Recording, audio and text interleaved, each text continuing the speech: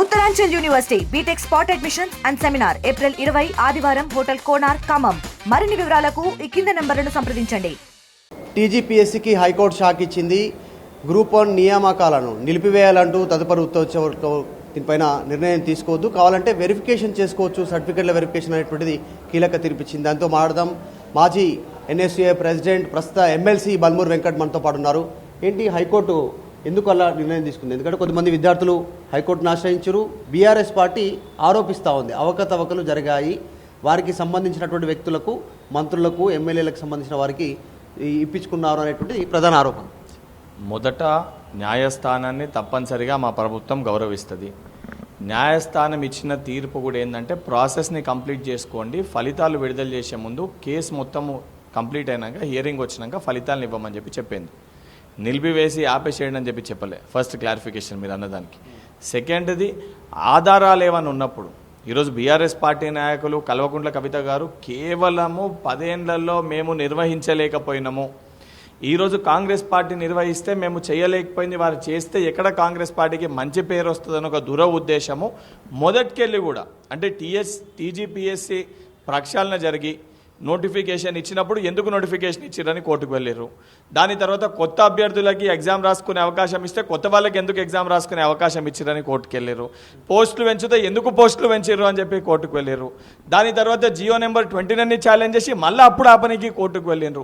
ప్రతిసారి కూడా ఎగ్జామ్ నిర్వహించనీకి ఏదైతే టీజీపీఎస్సీ పూనుకున్న రోజుకెళ్ళి కూడా నిన్నటి దాకా అడుగడుగున బీఆర్ఎస్ పార్టీ ఉద్దేశపూర్వకంగా, కక్షపూరితంగా అటు హైకోర్టు, సుప్రీంకోర్టు, గతంలో జియో నెంబర్ 29 పైన కానివ్వండి, లేదో దానికి సంబంధించిన ప్రాసెస్ పైన కానివ్వండి, నోటిఫికేషన్స్ పైన కానివ్వండి, కొత్త అభ్యర్థులకు ఎగ్జామ్ రాసేదానిపైన కానివ్వండి, అన్నిటిపైన కోర్టులు చాలా క్లియర్గా ఇది కరెక్ట్ అని చెప్పి ఇక్కడ సింగిల్ బెంచ్లో, డివిజనల్ బెంచ్లో, సుప్రీంకోర్టులో వచ్చినప్పటికీ కూడా క్షేత్రస్థాయిలో ఇక్కడ ఉన్న విద్యార్థులకి కల్వకుంట్ల తారక రామారావు ఆ రోజు కూడా ఎగ్జామ్ని రాయకండి, ఎగ్జామ్ మళ్ళీ పెట్టాల్సి వస్తుంది అని చెప్పని కొంతమంది విద్యార్థులు ఎగ్జామ్ రాయకుండా కూడా బీఆర్ఎస్ పార్టీ నాయకులు కల్వకుంట్ల తారక రామారావు గారు కారణమైనరు. నిజంగా వారికి చిత్తశుద్ధి ఉంటాయి. ఇప్పుడు కూడా 46 సెంటర్లని 47 సెంటర్లు చేసిరు. ఒక సెంటర్ ఎట్లా పెరిగిందంటే కనీస అవగాహన లేకుండా సెంటర్స్ అనేది ఆ జిల్లా కలెక్టర్ ఎవరైతే ఉన్నారో వారు సెంటర్స్ సంబంధించి ఇన్ని సెంటర్స్ కావాలని చెప్పి వీరు అడిగితే ఆ సెంటర్స్ ఎక్కడ ఏందనేది టీజీపీఎస్సీకి గ్రౌండ్ స్టాఫ్ ఉండదు. రెవెన్యూ స్టాఫ్, ఆ జిల్లా కలెక్టర్, ఆ జిల్లాకు సంబంధించిన కలెక్టర్ అనేది సెంటర్స్ని ఐడెంటిఫై చేస్తుంది. ఇది ఎవరిని అడిగినా తెలుస్తుంది. సెంటర్స్ గురించి కాకుండా వాళ్ళు ఇంకొక ఆరోపణ చేస్తారు. రూమ్లో ఉన్నటువంటి వారికి వరుసగా రూల్ నెంబర్స్ ఉన్న వారికి వాళ్ళే సెలెక్ట్ అయ్యారు. తర్వాత 482 వచ్చినటువంటి మార్కుల వ్యక్తి రీవెరిఫికేషన్ చేసుకుంటే ఒక 40 మార్కులు తగ్గే పరిస్థితి ఉంటుంది. 1-2 మార్కులు అటు ఇటు కావాలి, కానీ 40 మార్కులు ఎట్లా తగ్గుతుంది? ఇంకా ఎక్కువ రావాలని రీవెరిఫికేషన్ వెళ్తారంటే ఆరోపణ. ఇప్పుడు నిన్న కోర్టు సంబంధించిన భాషలు కూడా విన్నా, అంటే ఆ సంబంధించిన చర్చ కూడా ఏదైతే నేను వినడం జరిగింది, వర్చువల్గా చూడడం జరిగింది. చాలా క్లియర్గా అందులో ఎవరినైతే ఒక మెమో తీసుకొని ఒక వ్యక్తి, ఒక అమ్మాయి ఏదైతే సంబంధించి తనది ఒక మెమో తీసుకొని ఆ మెమోని బేస్ చేసుకొని కోర్టులో కేసు ఫైల్ చేశారు. మరి ఇప్పుడు నా మెమోని తీసుకొని కోర్టులో కేసు ఫైల్ చేసినప్పుడు నన్ను కూడా అందులో ఇంప్లీడ్ చేయాలి కదా. ఇప్పుడు నాకు అన్యాయం జరిగింది అన్నప్పుడు నేను ఇంప్లీడ్ అయిన కోర్టు అటెండ్ కావాలి కదా. ఆ వ్యక్తి కేవలం సోషల్ మీడియాలో వచ్చిన ఆ మెమో తీసుకొని ఆ మెమోని బేస్ చేసుకొని వీళ్ళు మాట్లాడారు. ఇవన్నీ కూడా వాళ్ళు పెట్టిన దాంట్లో, ఇవన్నీ కూడా రేపు పొద్దున్న డిస్కషన్లో వస్తే ఏదైనా 100% దానికి సంబంధించి టీజీపీఎస్సీ దానికి సంపూర్ణ ఎక్స్ప్లెనేషన్ కోర్టులో చెప్తుంది. నేను కేవలము ఏదైతే బీఆర్ఎస్ పార్టీ యొక్క తప్పుడు ఉద్దేశం ఈరోజు చెప్పే సెంటర్ కూడా ఏదైతే చాకలి ఐలమ్మ యూనివర్సిటీ దానిపైన ఆరోపణలు చేస్తారు. అది సిటీ సెంటర్లో అనేకమైన ఎగ్జామ్స్ని, అదొక రెప్యూటెడ్ కాలేజ్, అది ఆడ చాలా క్లియర్గా ఉన్నోళ్ళంతా రెగ్యులర్ ఫ్యాకల్టీ, అనేకమైన ఎగ్జామ్స్ని అక్కడ నిర్వహించడం జరిగింది. ఈరోజు మహిళలకి ఎక్కువ మంది మహిళలు క్వాలిఫై అయ్యే, ఎక్కువ మంది మహిళలకి ప్రాధాన్యత వచ్చి, ఎక్కువ మంది మహిళలకి ఉద్యోగం వస్తే ఎందుకు జీర్ణించుకోలేకపోతున్నారు? అంటే మహిళలకి రావద్దా? గతంలో బీఆర్ఎస్ హయాంలో పేపర్ లీకేజ్, కొంతమందికి చేతులు మారింది, కొంతమందికి ముందే డబ్బులు తీసుకుని జరిగింది. సో ఇప్పుడు అవే ఆరోపణలు వస్తూ ఉన్నాయి. ఎందుకు వస్తూ ఉన్నాయి? రీజన్ ఏంటంటే టీజీపీఎస్సీ దీని మీద కరెక్ట్గా వివరణ ఇవ్వలేకపోతా ఉందా వాళ్ళ టీము? ఎందుకు ప్రభుత్వం మీద పదే ఆరోపణలు చేస్తున్న సిచ్యువేషన్ ఎందుకు ఏర్పడే? లెక్క గురించి టీజీపీఎస్సీ చాలా క్లియర్గా మొదటి రోజు, ఇది పబ్లిక్ డొమైన్లో ఉన్న అఫీషియల్ డాక్యుమెంట్, చాలా క్లియర్గా వాళ్ళ రోజు వెబ్ నోట్ రిలీజ్ చేశారు 27th రోజు.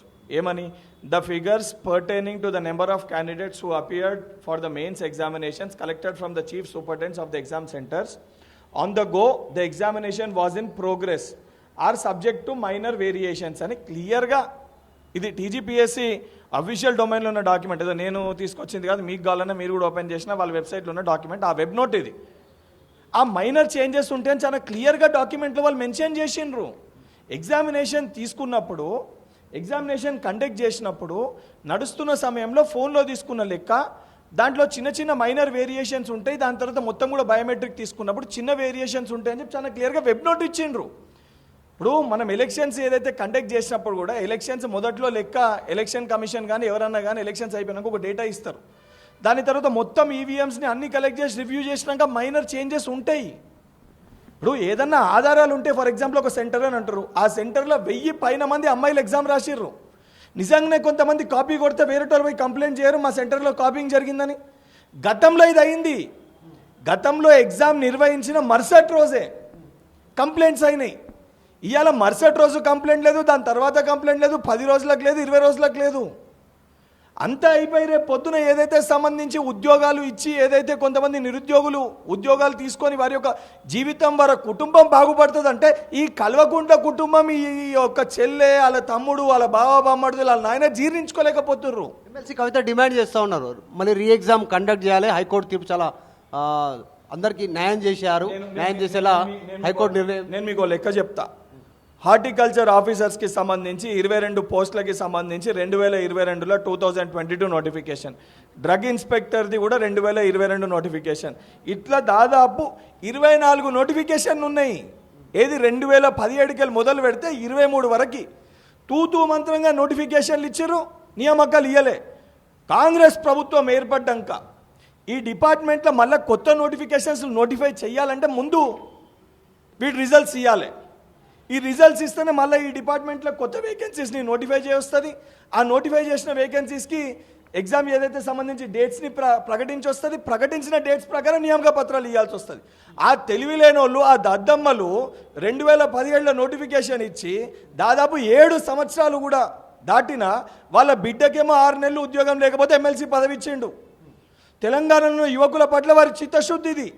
మేము అధికారంలోకి రాగానే ఈ కేసులన్నింటినీ పరిష్కరించి 14,714లో 14,714 ఏదైతే వాళ్ళు ఆలోచన లేకుండా తలతిక్కగా సగం చేసిన పని నామమాత్రంగా నోటిఫికేషన్ ఇచ్చిన దానికి సంపూర్ణంగా పరిష్కరించి, భేషజాలకి పోయి వాళ్ళు ఇచ్చారు మేమెందుకు ఇస్తాం మాకు పేరు రాదని మేము ఆలోచించలే.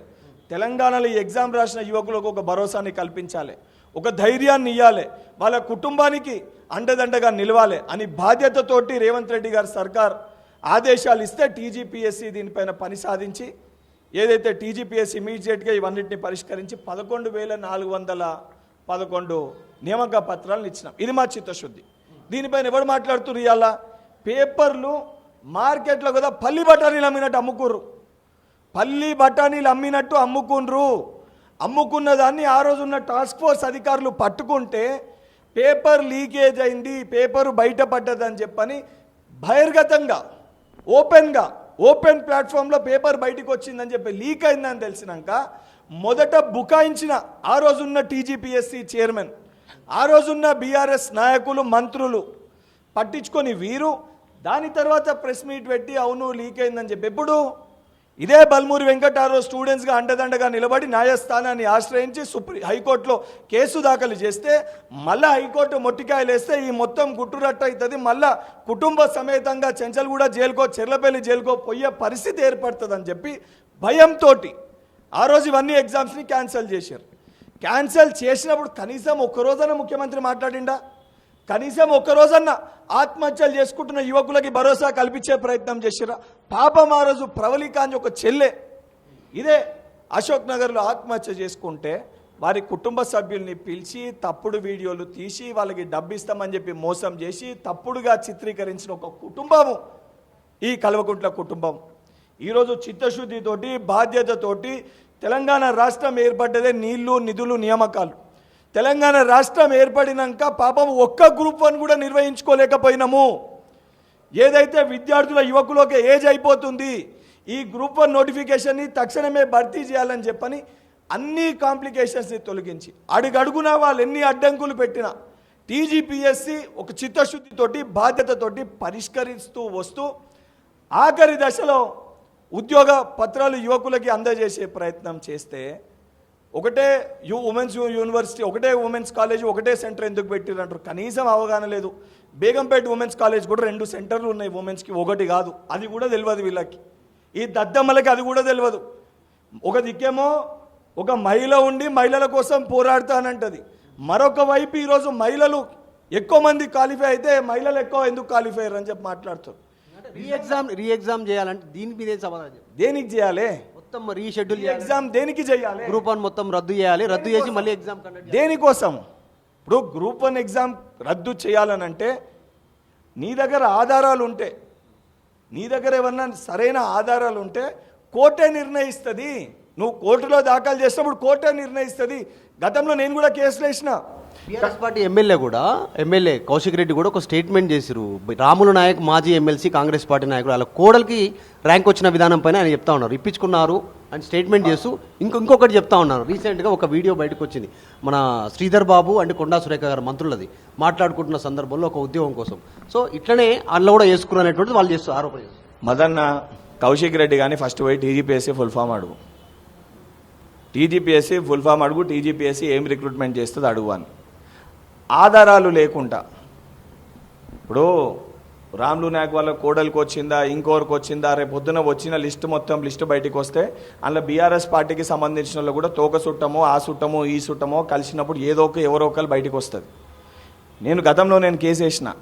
నేను గ్రూప్ 1 క్యాన్సిలేషన్కి 2వ కేసు వేసినప్పుడు కూడా the integrity of the institution, ఆ రోజు ఆ ఇన్స్టిట్యూషన్లో ఉన్న కొంతమంది వ్యక్తులు, ప్రభుత్వంలో ఉన్న కొంతమంది నాయకులు దాన్ని మానిటర్ చేస్తుర్రు. దానికే కల్వకుంట్ల తారక రామారావు ఎప్పటికప్పుడు ప్రెస్ మీట్ పెట్టి దాన్ని మానిటర్ చేస్తుర్రు అని చెప్పి కోర్టులో ఎవిడెన్సెస్ని సమర్పించి న్యాయస్థానంలో తేల్చుకొని సింగిల్ బెంచ్లో, దాని తర్వాత వాళ్ళు డివిజనల్ బెంచ్లో ఛాలెంజ్ చేస్తే డివిజనల్ బెంచ్లో కూడా కోర్టుని గెలిచి 4 నెలలు న్యాయ పోరాటం చేసి ఆధారాలని కోర్టులో సమర్పించి అప్పుడు బయటకు వచ్చి మాట్లాడిన తప్ప కోర్టులో కేసు వేసి మీరు ఎగ్జామ్ రాయకూరు అని చెప్పి పిల్లల్ని తప్పుదో పట్టియాలి. ఎందుకంటే ఆ రోజు నేను రాజకీయ లబ్ధి పొందడానికి నేను కేసు వేయలే. ఏదైతే తెలంగాణ రాష్ట్రం ఏర్పాటు చేసుకున్నాక అర్హులైన యువకులకి ఆ ఉద్యోగాలు రావాలే తప్ప బీఆర్ఎస్ పార్టీ నాయకులు దాన్ని అమ్ముకుంటుర్రు అని ఒక బాధతోటి ఆవేదనతోటి నేను ఆ రోజు కేసు వేసిన. నేను వ్యవహరించిన తీరుకి వారు వ్యవహరించిన తీరుకి ఈరోజు తెలంగాణ సమాజము ఉన్న తేడాని చాలా స్పష్టంగా చూస్తుర్రు. ఈరోజు చాలా క్లియర్గా ఎగ్జామ్ ఎందుకు క్యాన్సిల్ చేయాలని చెప్పి ఆధారాలు బయట పెట్టకుండా కేవలము మేము కండక్ట్ చేయలేకపోయినాము, మీరు కండక్ట్ చేస్తున్నారు అని చెప్పి ఒక కక్షతోటి, ఒక కుళ్ళుతోటి, ఒక కుతంత్రాలతోటి ఒకవైపు కేటీఆర్ మాట్లాడతాడు, ఆ కౌశిక్ రెడ్డి గారు మాట్లాడతాడు, ఇవాళ కవిత మాట్లాడుతుంది. నిజంగా మీ కాడ ఆధారాలు ఉంటే న్యాయస్థానమే తీర్పిస్తుంది కదా. ఎందుకు మీరు ఆధారాలు సమర్పించలేకపోతుర్రు? మొట్టమొదటికెళ్ళి కూడా గ్రూప్ 1 కేసులో మీరు వందలాది కేసులు వేసిర్రు. ఎందుకు న్యాయస్థానం ఆ కేసులన్నింటినీ కొట్టేసింది? ఈ రోజు కూడా ఒక బాధతోటి, ఒక కడుపు మంటతోటి, ఒక ఆవేదనతోటి నేను మాట్లాడుతున్నా. తెలంగాణలో ఉన్న యువకులందరూ కూడా ఉద్యోగాలు భర్తీ చేయాలి. తెలంగాణలో ఉన్న యువకులు ఏ కళతోటి కాంక్షతోటి తెలంగాణ రాష్ట్రంలో మా రాష్ట్రం మాకొస్తే, మా ఉద్యోగాలు మాకొస్తే అని కలలు కన్నరో 10 ఏళ్ళు వాళ్ళ కళల్ని, వారి యొక్క ఆశల్ని, ఆశలు ఈ బీఆర్ఎస్ పార్టీ చేసింది. ఇవాళ ఈ కపట ప్రేమ చూపించే ప్రయత్నం చేస్తుంది, దొంగ కన్నీళ్లు కార్చే ప్రయత్నం చేస్తుంది. 10 ఏళ్లలో సంవత్సరానికి 2 లక్షల ఉద్యోగాలని చెప్పిన వాళ్ళు 10 ఏళ్ళు మొత్తం కలిపి కూడా 2 లక్షల ఉద్యోగాలు అని వీళ్ళు ఈరోజు మా ఒక చిత్తశుద్ధిని ప్రశ్నించే ఒక నైతిక బాధ్యత బీఆర్ఎస్ పార్టీకి లేదు, వారు ముఖ్యంగా కల్వకుంట్ల కుటుంబానికి లేదని మీ ఆర్టీవీ ద్వారా ఆ కుటుంబానికి తెలియజేస్తున్నా. హైకోర్టు ఇచ్చినటువంటి తీర్పు ఎక్కడ రద్దు చేయాలని కానీ నిలిపివేయాలని చెప్పట్లేదు. మిగతా అంతా ప్రాసెస్ జరుగుతూ ఉంది. తదుపరి విచారణలో కూడా అన్ని విషయాలు బయటకు వస్తాయి. ఎందుకంటే సోషల్ మీడియాలో ఇచ్చినటువంటి మెమోని సబ్మిట్ చేశారు, వాళ్ళు ఇంప్లీట్ చేయలేదు. దాంతోపాటు ముఖ్యంగా కేసీఆర్ కుటుంబమే కావాలని దీన్ని ప్రచారం చేస్తూ ఉన్నటువంటి సిచ్యువేషన్ ఉంది. త్వరలో విషయాలన్నీ బయటకు వస్తాయనేటువంటి స్టేట్మెంట్ చేస్తూ ఉన్నారు. గత ప్రభుత్వంలో జరిగినటువంటి అంశాల్లో పేపర్ లీకేజ్ విషయంలో నేను కోర్టును ఆశ్రయించాను, విద్యార్థుల తరపున నిలబడ్డాను, చూద్దాం హైకోర్టు ఫ్యూచర్లో ఏం చెప్తుందనేటువంటి అంశాన్ని చెప్తా ఉన్నారు. ఎక్కడ అవకతవకలు జరగలేదు, కావాలని తప్పుడు ప్రచారం చేస్తున్నారు అంటున్నారు Balmoor Venkat MLC. Video journalist కోటితో మధు మల్కేడ్కర్, గాంధీభవన్. మరిన్ని వీడియోస్ కోసం ఛానల్ ని సబ్స్క్రైబ్ చేయండి. లేటెస్ట్ అప్డేట్స్ కోసం వాట్సాప్ ఛానల్ ని ఫాలో అవ్వండి. అండ్ లింక్ డిస్క్రిప్షన్ లో ఉంది.